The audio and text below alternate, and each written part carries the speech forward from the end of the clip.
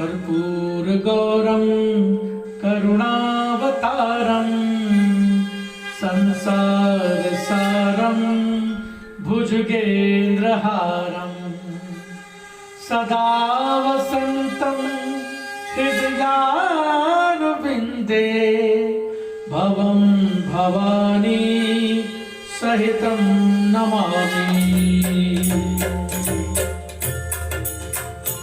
ओम नमः शिवाय, ओम नमः शिवाय, हर हर भोले नमः शिवाय, नमः शिवाय, ओम नमः शिवाय, हर हर भोले नमः शिवाय, नमः शिवाय, ओम नमः शिवाय, नमः शिवाय, ओम नमः शिवाय, नमः शिवाय, ओम नमः शिवाय, हर हर भोले नमः शिवाय। उमापति महादेव की जय, वृंदावन बिहारी लाल की जय। हर हर महादेव, हर हर महादेव।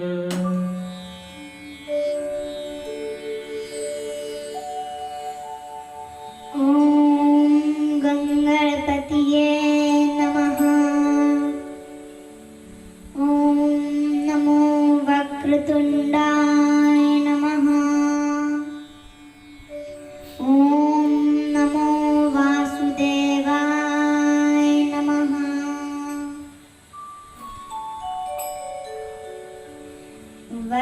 वराहपीडं नटवरवपुः कर्णियोः कर्णिकारं बिभ्रद्वासः कनककपीशं वैजयन्ती च मालां रध्रान् वेणोरधसुधया पूरयन् कोपवृन्दैर् वृन्दारम्यं श्वपदरमणं प्राविशद गीतकीर्तिः। आइए तो आज हम सब मिलकर माता सती की कथा सुनते हैं। राजा दक्ष की कन्या सती माता का विवाह भगवान महादेव जी के साथ होता है।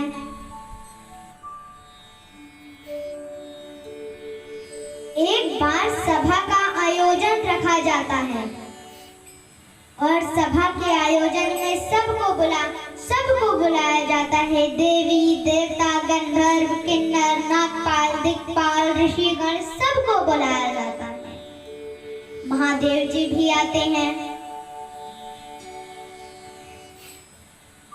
तो उस सभा आयोजन का मेन अध्यक्ष राजा दक्ष को बनाया गया था। अब मेन अध्यक्ष है तो उसके सम्मान के लिए तो खड़े होना ही पड़ता है। महादेव जी को जब भी समय मिलता था वो बस भगवान की भक्ति में लीन हो जाते थे। तब राजा दक्ष को आने में समय था, सब उनका इंतजार कर रहे थे। तो महादेव जी भगवान की भक्ति में लीन हो जाते हैं। अब यहाँ महादेव जी भक्ति में लीन हो जाते हैं और उसी समय राजा दक्ष आ जाते हैं। राजा दक्ष के सम्मान के लिए सभी खड़े होते हैं सिवाय महादेव जी के। बस महादेव जी ही खड़े नहीं हो पाते हैं, वो तो भगवान की भक्ति में लीन थे। तभी ये बात राजा दक्ष को अच्छी नहीं लगी। तो राजा दक्ष ने कहा कि ये देवताओं के साथ बैठने योग्य नहीं है। चिता की भस्म लपेटने वाला, गले में सर्प डालने वाला, ये अमंगल स्थान में रहता है, इसलिए ये देवताओं के साथ बैठने योग्य नहीं है। अब भगवान तो भगवान थे, वो तो बस चुपचाप उठ के अपने पर्वत में चले गए, कैलाश पर्वत पर। उन्होंने सती माता को कुछ नहीं बताया।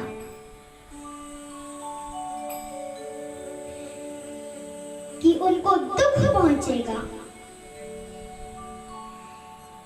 फिर अब ये बात राजा दक्ष को बिल्कुल भी अच्छी नहीं लगी, इसलिए भगवान का अपमान करने के लिए, शंकर जी का अपमान करने के लिए राजा दक्ष ने एक महायज्ञ रखवाया।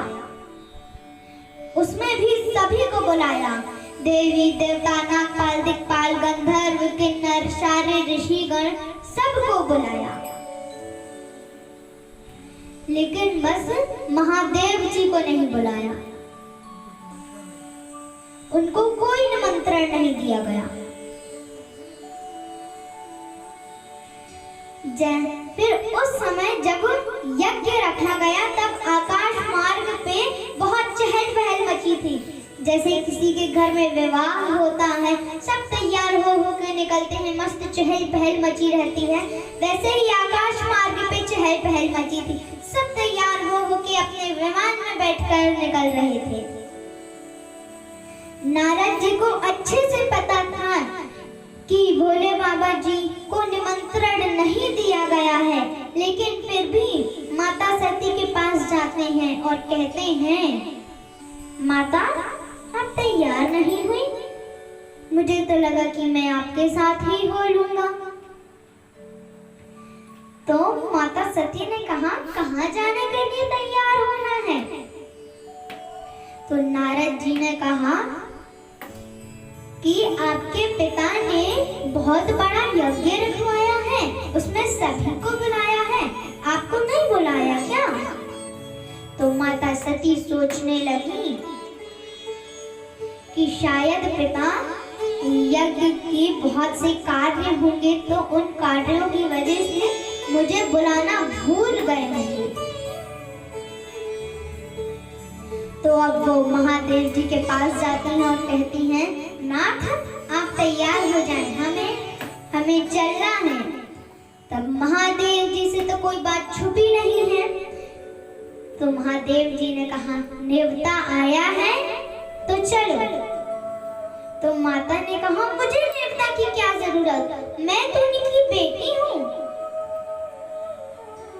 मुझे निमंत्रण की क्या जरूरत, मैं तो उन्हीं की बेटी हूँ।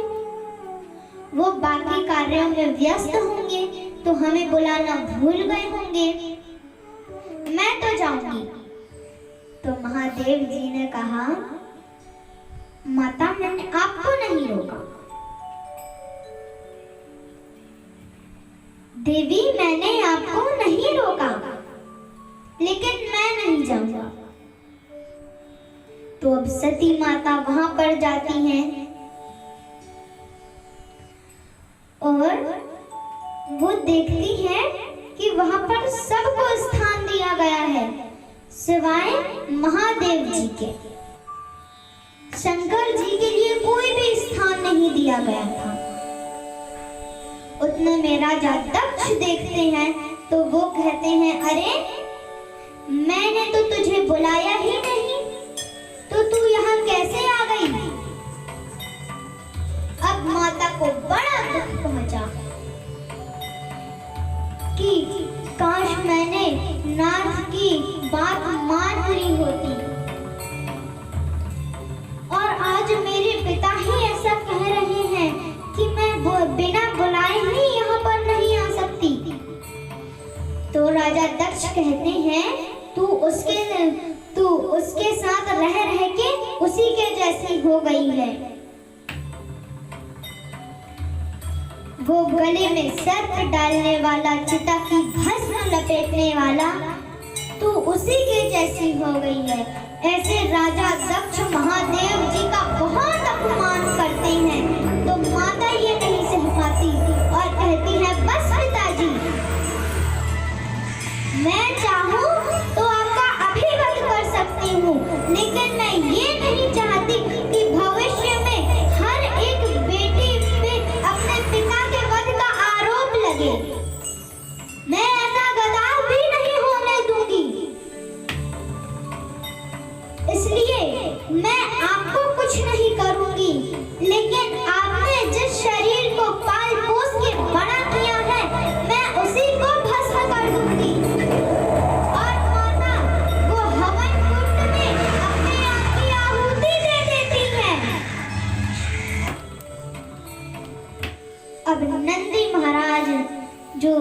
साथ महादेव जी ने भेजा था, तब नंदी महाराज दौड़े दौड़े महादेव जी के पास जाते हैं, सब कुछ बताते हैं। अब भगवान बहुत क्रोध में हैं, उनने अपना एक बाल तोड़कर जमीन पे पटका तो उससे वीरभद्र प्रकट हो गया। वीरभद्र प्रकट हो गए। अब महादेव जी वीरभद्र को आदेश देते हैं कि जाओ राजा दक्ष का यज्ञ विध्वंस कर दो। तो वीरभद्र जाते हैं और जाकर राजा दक्ष का गला काट देते हैं।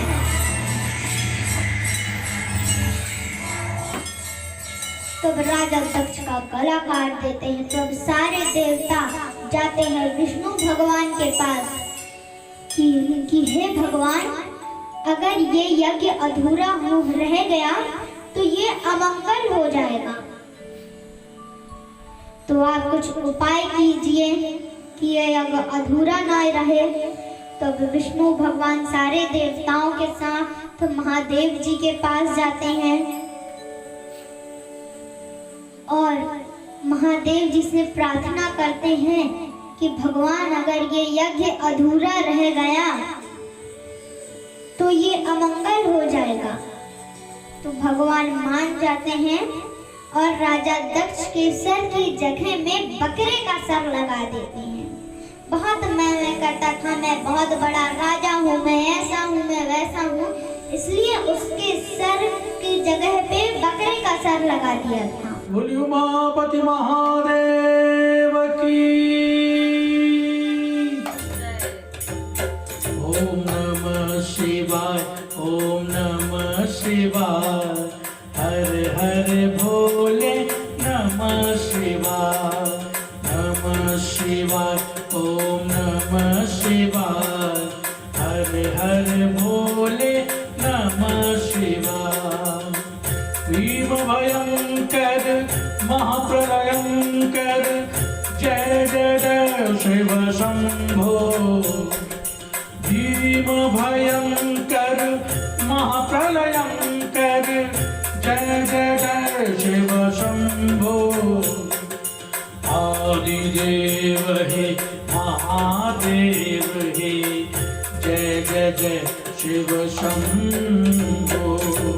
भीम भयंकर महाप्रलयंकर, जय जय जय शिव शंभो। आदिदेव हे महादेव हे, जय जय जय शिव शंभो। तब यज्ञ के बाद महादेव जी माता सती का शव लेके पूरी दुनिया में भ्रमण करते हैं। अब वो माता सती के वियोग में बहुत ही दुखी रहते हैं। तो अब रचना होती जा रही है, लेकिन अब संहार नहीं हो रहा।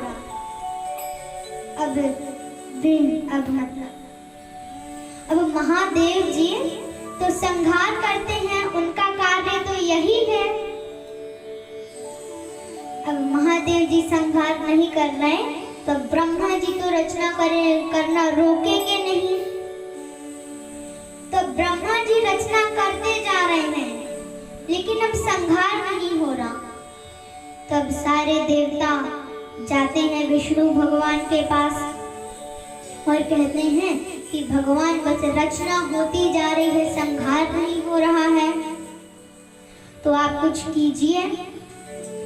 तो भगवान अदृश्य रूप में सुदर्शन चक्र छोड़ते हैं, जो कि माता सती के शरीर को अंगों में काटते जाता है। तो जहाँ जहाँ माता के अंग गिरते हैं, वहाँ शक्ति पीठ बनते हैं। जहाँ माता के नैन गिरते हैं, वहाँ नैना देवी का शक्ति पीठ बनता है। जहाँ माता की जीभा गिरती है, वहाँ माता की ज्वाला देवी का शक्ति पीठ बनता है। ऐसे ही 52 शक्ति पीठ बनते हैं। अब जब माता के शरीर के सारे अंग गिर गए, तो अब महादेव जी फिर से अपने कार्य में लग गए। फिर अब बहुत दिनों बाद माता सती पार्वती माता के रूप में हिमाचल राजा के यहाँ जन्म लेती हैं। फिर अब माता बड़ी हो जाती हैं तो हिमाचल राजा नारद जी को बुला के कहते हैं कि अब बिटिया विवाह योग्य हो गई है, तो आपकी नजर में कोई वर है? तब नारद जी को तो सब पता। उनने कहा बड़ा ही अच्छा वर है, महादेव नाम का। तो राजा हिमाचल ने कहा धनवान है? तो नारद जी कहते हैं अरे इतना धनवान है कि उनके दर पे ब्रह्मा जी विष्णु जी का आना जाना होता है। तो राजा हिमाचल ने महादेव जी को बिना देखे कहा रिश्ता पक्का। बोलिए उमापति महादेव की जय। हर हर महादेव। तब नारद जी दौड़े दौड़े जाते हैं विष्णु भगवान के पास कि भगवान मैंने तो रिश्ता पक्का कर दिया, लेकिन अब उनको मनाने की हिम्मत मुझ में नहीं है, सो आप जाइए और मनाइए। तो अब भगवान जाते हैं भोले बाबा जी के पास और कहते हैं कि भगवान बहुत ही समय हो गया है, आप विवाह कर लीजिए। तो महादेव जी कहते हैं मुझे विवाह नहीं करना। तो भगवान विष्णु कहते हैं कि आप नेत्र बंद करके देखिए तो कि कौन है। तो भगवान नेत्र बंद करके देखते हैं तो वो देखते हैं कि ये तो सती माता ही पार्वती माता के रूप में आ गई है। तब भगवान मान जाते हैं, वो कहते हैं ठीक है मैं करूँगा विवाह। तब भगवान का विवाह पक्का और फिर भगवान का विवाह होता है और विवाह होने के बाद अब भगवान भी खुश हो जाते हैं। बोलिए वृंदावन बिहारी लाल की। उमापति महादेव की जय। हर हर